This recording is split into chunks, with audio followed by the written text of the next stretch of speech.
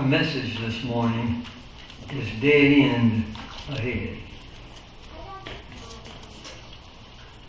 We'll be looking at Ecclesiastes chapter 1, 13 and 16 to chapter 2, verse 8, and then in chapter 2, 18 through 22. Pastor, may I talk with you? This is what a young man said by the name of Mark, incidentally. And the pastor said, of course, he said it didn't take him long to realize Mark, a successful businessman, to tell me he was very unhappy.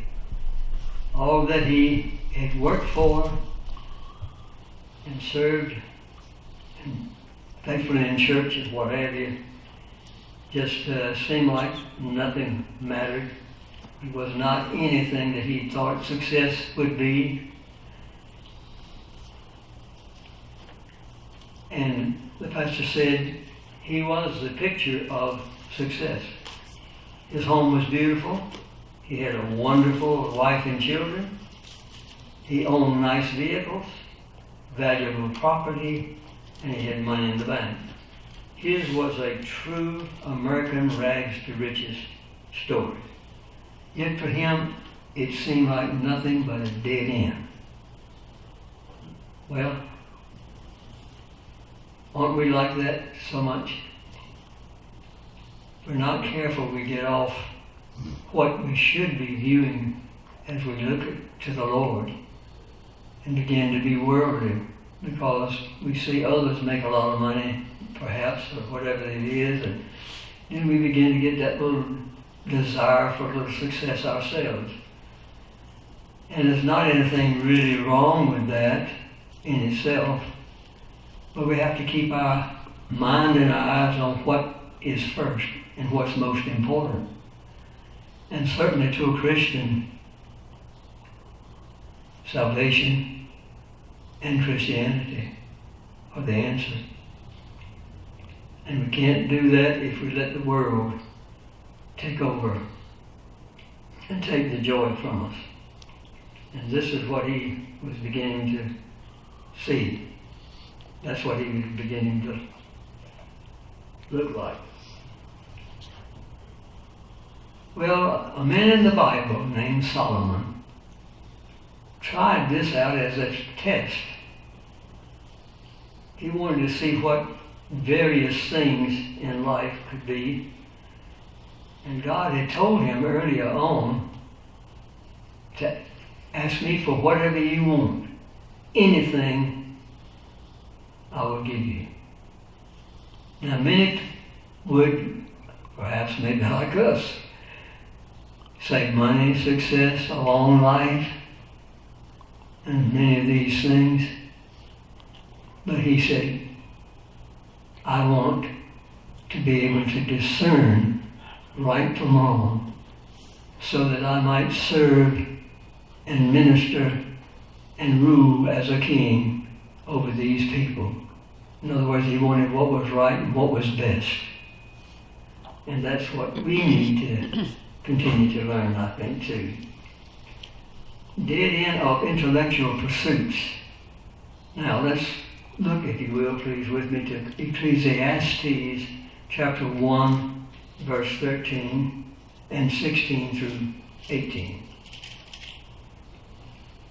And I gave my heart to seek and search out by wisdom concerning all things that are done under heaven. This sore travail hath God given to the sons of men to be exercised therewith.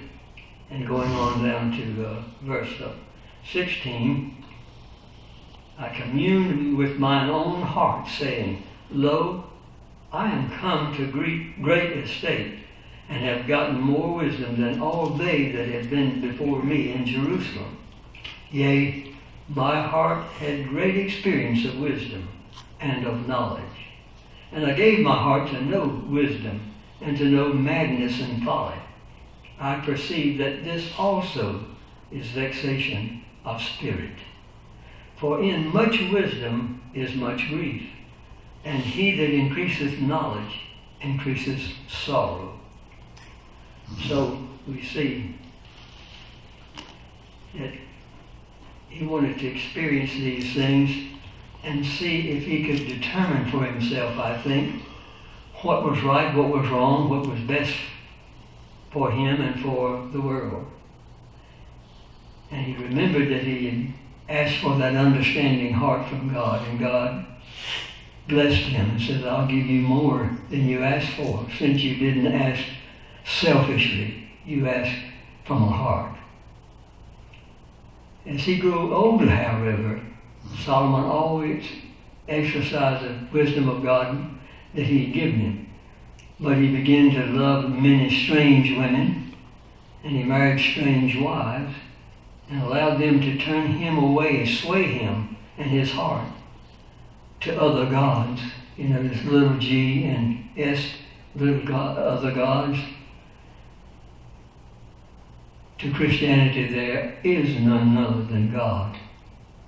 Even so, Solomon gained insight from his meaningless pursuits, and he wrote them down so others could avoid the same dead ends that he had encountered. He gave his heart to seek and search out by wisdom concerning all things that are done under the heaven. He didn't just sort of casually pursue experimental knowledge. He made it his passion, his passionate life's pursuit. In fact, in that day, no other person was more successful than he was. And Proverbs and Ecclesiastes are two places where you can learn those things that he gave to mankind. Grief and sorrow resulted from Solomon's search for life's meaning through intellectual pursuits apart from God. There's the line, apart from God. It'll never come out the way we want, or the way that is right, that will be best for us, unless it's with God. Solomon ran into a dead end, and he found no lasting fulfillment. Wonder why? Dead end of physical pleasures. Let's look at Ecclesiastes chapter 2, verses 1 through 3. That's chapter 2, verses 1 through 3. I said in mine heart, go to now, I will prove thee with mirth. Therefore enjoy pleasure. And behold, this also is vanity. I said of laughter, it is mad. And of mirth, what doeth it? I sought in mine heart to give myself unto wine, yet acquainting mine heart with wisdom, and to lay hold on folly, till I might see what was that good for the sons of men, which they should do under the heaven all the days of their life. Well, in his pursuit of life's ultimate purpose and meaning, Solomon turned to pleasure. He permitted himself to experience mirth, laughter, wine, and folly, all words for various pleasures of the flesh.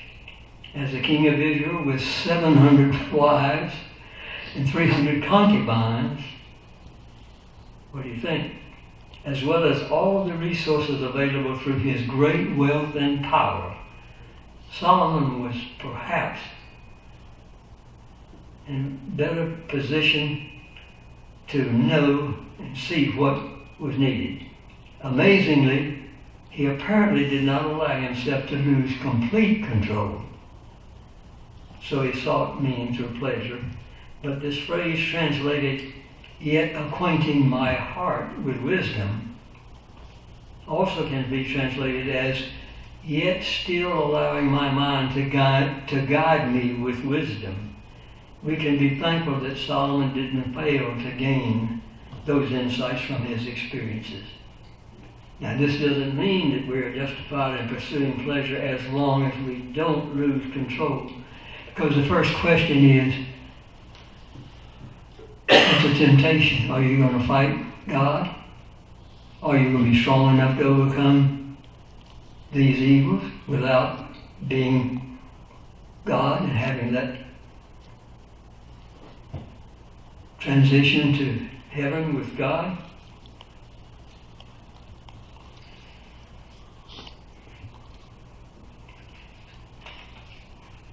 Well, many people today, possibly us at times, I hope not,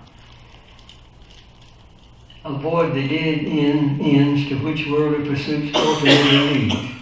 But many people today pursue it to gain meaning and inevitability, hit a dead end when their road ends to vanity and meaninglessness. So it seems like everywhere you look and where you turn, if your mind and heart is on the wrong things, you're going for a dead end. And it's going to come sometime or later. So it's good to start with the right thing to begin with, isn't it? And that's to keep it rooted in the Lord. A dead end of accumulated possessions. Ecclesiastes chapter 2, verses 4 through 8. That's Ecclesiastes 2, 4 through 8. I made me great works. I builded me houses. I planted me vineyards. I made me gardens and orchards. And I planted trees by them of all kinds of fruits. I made me pools of water to water wherewith the wood that bringeth forth trees. I got me servants and maidens, and had servants born in my home. Also I had great possessions of great and small cattle, above all that were in Jerusalem before me. I gathered me also silver and gold, and the peculiar treasure of kings above the provinces. I got me men singers and women singers, and the delights of the sons of men as musical instruments, and that of all sorts. Well, Solomon turned his search for fulfillment and pursuit and purpose toward materialism. As soon as we turn to materialism, you forget God. We just hope we won't depart from it too long, but that we'll come back to God and say, Lord, I should have got caught up in the wrong thing here, and ask forgiveness, and He'll give it to us. And then we can start over and try to get back on target. Well, He made all these things, and even the trees He had bore all kinds of fruits. So we know that no one else that day had what Solomon had, because God had told him that He would bless him that way. He also accumulated numerous servants who produced even more servants for this household. He owned more livestock than anyone before him. He possessed large amounts of silver and gold, and the peculiar treasure of kings, a phrase used to describe possessions that held special or sentimental value to Solomon. So in a time long before high-tech stereos and home theater systems, Solomon had that ancient equivalent. He had male and female singers. Imagine coming to your home, in this case his castle, along with many musical instruments. So clearly no one owned more than Solomon in his day. And yet as he examined the vast array of his possessions and things that he was laboring for, he was beginning to realize more and more. Each way he went was vanity and vexation of spirit. He had encountered another dead end in his search for meaning. Do we ever do that? We should, if we venture off too far off course. We need to get back And the only way is to come back to the Lord and ask forgiveness, and He'll give it.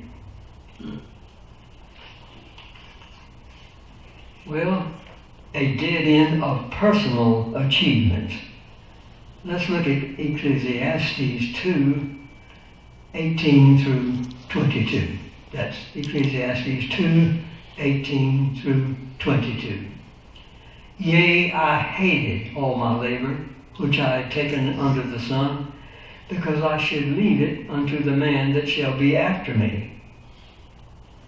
And who knoweth whether he shall be a wise man or a fool? Yet shall he have rule over all my labor, wherein I have labored, and wherein I have showed myself wise under the sun. This is also vanity. Therefore I went about to cause my heart to despair of all the labor which I took under the sun. For there is a man whose labor is in wisdom, and in knowledge, and in equity.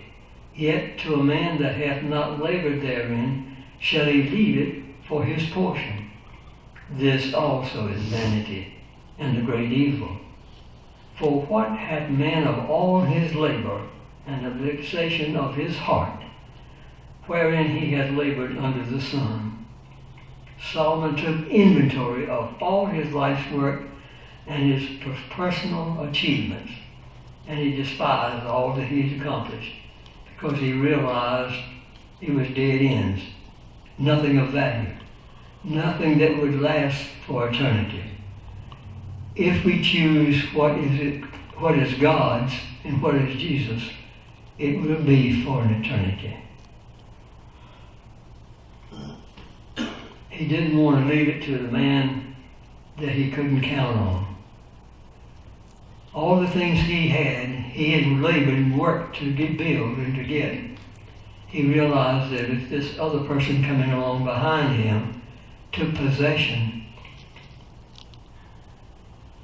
would he do it for what was right? Would he accumulate more? Would he keep it? Or would he turn away from it? Or spend it all up, or whatever? You know what we're saying.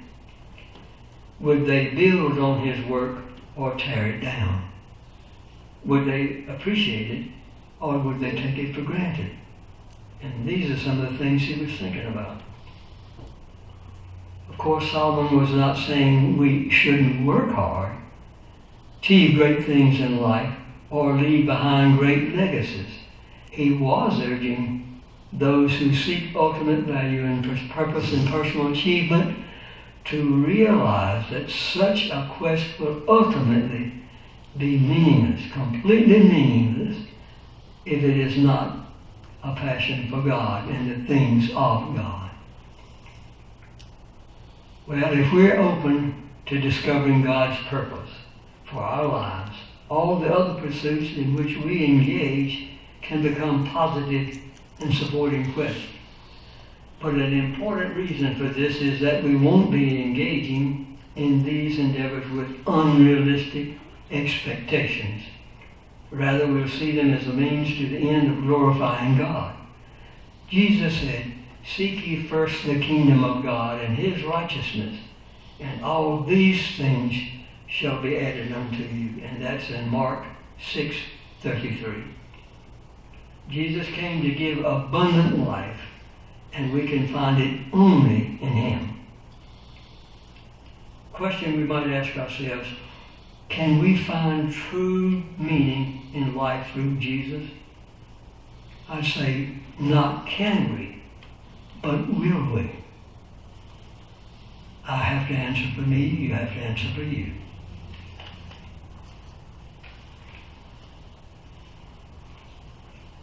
All right, our worship and commitment of discipleship is hymn selection number 317.